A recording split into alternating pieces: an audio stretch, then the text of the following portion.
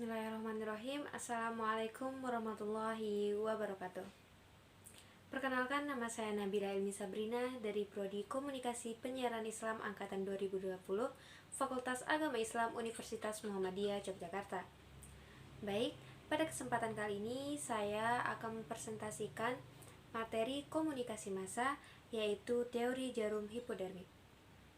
Di dalam teori jarum hipodermik ini, saya akan menjelaskan beberapa poin-poin. Yang pertama yaitu pernyataan, yang kedua yaitu sejarah, yang ketiga yaitu asumsi, yang keempat yaitu contoh, yang kelima yaitu kritik dan teori, serta yang terakhir yaitu pendapat saya sendiri. Baik, langsung saja kita simak videonya. Baik, yang pertama yaitu saya akan menjelaskan tentang teori jarum hipodermik atau dikenal juga dengan sebutan teori peluru, merupakan salah satu teori komunikasi massa, khususnya efek media massa, yang digagas oleh Harold Laswell pada 1920 ketika menulis buku Propaganda Teknik semasa Perang Dunia. Teori jarum hipodermik merupakan model komunikasi linear yang menitikberatkan pada kekuatan pengaruh media terhadap khalayak. Menurut teori jarum hipodermik, pesan digambarkan seperti sebuah peluru ajaib yang memasuki pikiran khalayak dan menyuntikkan beberapa pesan khusus. Teori ini juga menjelaskan bagaimana media mengontrol apa yang khalayak dengar. Menurut teori ini, efek media terhadap khalayak bersifat langsung atau tertunda di masa depan. Yang kedua, yaitu studi mengenai efek media massa diawali pada tahun 1920 dan 1930. Teori jarum hipodermik merupakan teori yang pertama yang pada umumnya mencoba untuk menjelaskan efek media massa terhadap khalayak umum. Teori yang digagas oleh Harold Laswell pada 1920 ini dikenal juga dengan berbagai banyak nama, sebagaimana yang diutarakan oleh beberapa peneliti komunikasi. Yang pertama yaitu teori peluru oleh Wilbur Sahram, yang kedua yaitu teori jarum hipodermik yang dikemukakan oleh David Caberlo, dan yang ketiga yaitu teori stimulus respon oleh Melvin DeFleur dan Rockridge. Terdapat beberapa kejadian yang menggambarkan kuatnya efek media massa terhadap khalayak. Yang pertama, media massa seperti radio, film, dan periklanan telah lahir dan berkembang dengan sangat pesat dan mencapai popularitasnya pada 1930 dan 1950.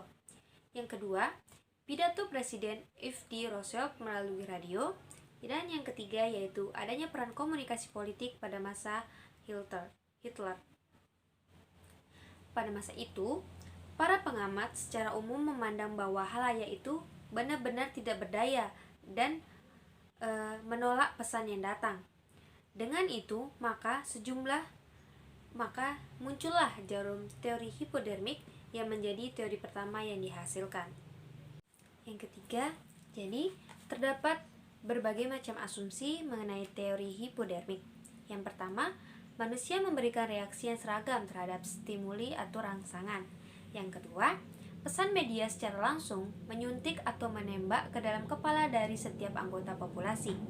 Yang ketiga, pesan diciptakan sedemikian rupa agar dapat mencapai respon atau tanggapan yang diinginkan. Yang keempat, efek dari pesan media bersifat langsung, segera, dan sangat kuat dalam menyebabkan perubahan perilaku manusia. Dan yang terakhir yaitu masyarakat atau publik tidak memiliki kekuatan untuk menghindar dari pengaruh media. Yang keempat, yaitu di dalam teori jarum hipodermik, terdapat contoh yang paling sering digunakan dalam berbagai literatur yaitu kejadian pada tanggal 30 Oktober 1938, yaitu sebuah siaran sandiwara radio Warp the World yang menceritakan adanya serangan makhluk Mars yang mengancam kehidupan manusia di bumi. Yang kelima, beberapa kritik dari teori hipodermik, yaitu yang pertama, pesan selalu mengalir dari pengirim pesan kepada penerima pesan dari atas ke bawah. Yang kedua, khalayak bersifat pasif dan mudah dipengaruhi oleh pesan yang tidak selalu benar. Yang ketiga, teori ini telah gagal dalam berbagai penelitian. Yang keempat, teori jarum hipodermik tidak berdasarkan pada studi empiris. Dan yang terakhir, yaitu teori jarum hipodermik tidak bisa diaplikasikan pada masa kini karena berbedanya media akibat semakin berkembangnya teknologi media saat ini. Yang keenam, peranan mahasiswa dalam membuat teori komunikasi masa ini.